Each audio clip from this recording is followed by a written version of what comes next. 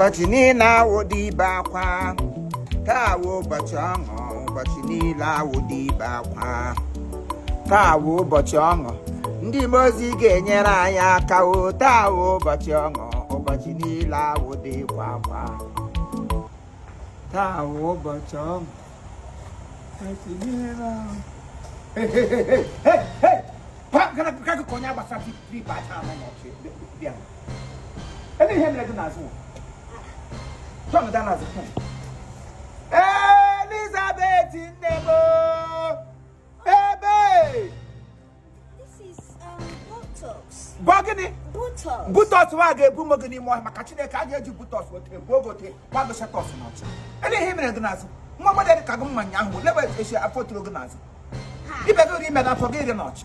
Why are you pregnant onto your bumbo? Sir, it is not pregnancy. It is Botox. Botox. You know, I just added weight here. It's just adding us weight. Yes, we call it PBL. Hey! And then you BBC notch. Well, you went and constructed a bumbo. Your mates are constructing height. You want to height to you and you go so when you look in my hand does no one end. You was all able to you was how to go and hide for yourself.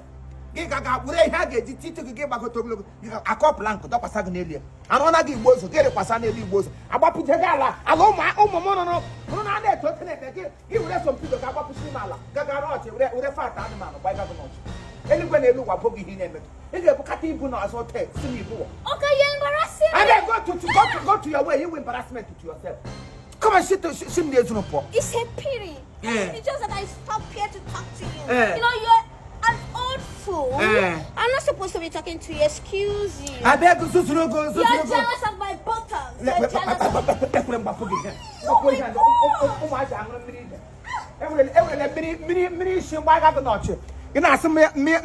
jealous. Jealous is gonna come now.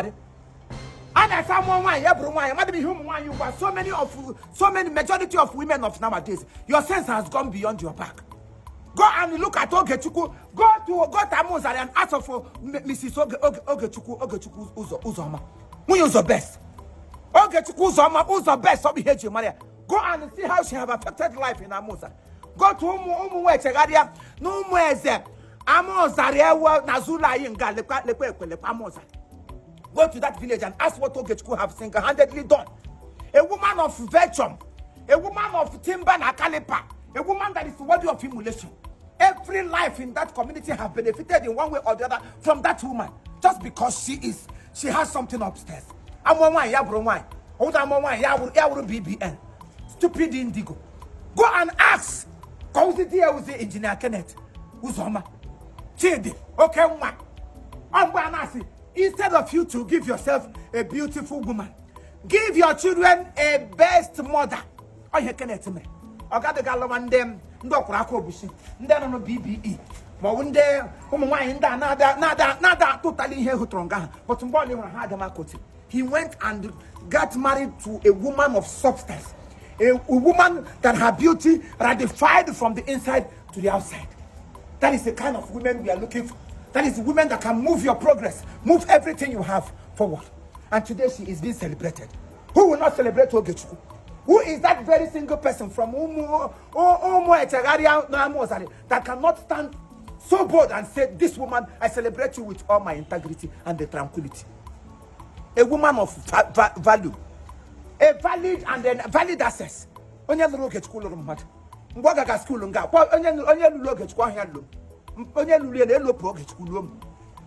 of us are into partnership of lifestyle behavior.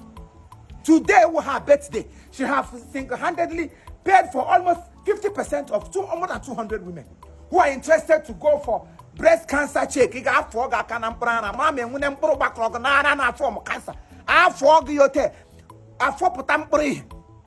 dictate because that's the early dictation. A bit treatment. Man, cancer gafe hana that early dictation all along. She has paid for 200 women. Now Lifeway Diagnostic Center.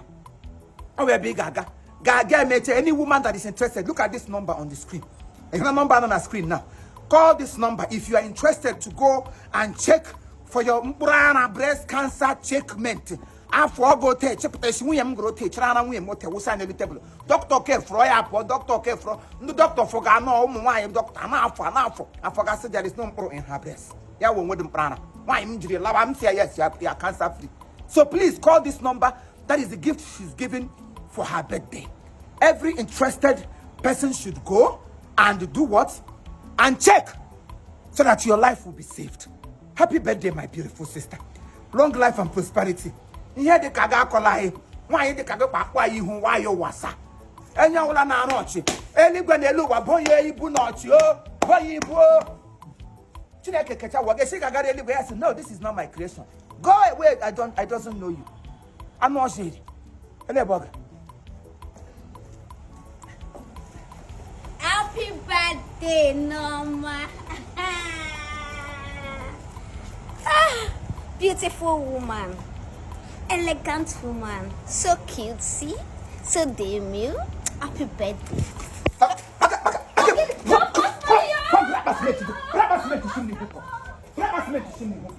It's just of no in comparison. Ibrukure mbudi Jericho. Eshi kegana ga dapogote. Yeshi nelote dakulo bwem kojegoko. Ba kega manase BBL I would for. It's not for people's children. What nonsense? What arrogance? Happy birthday, Ogechi.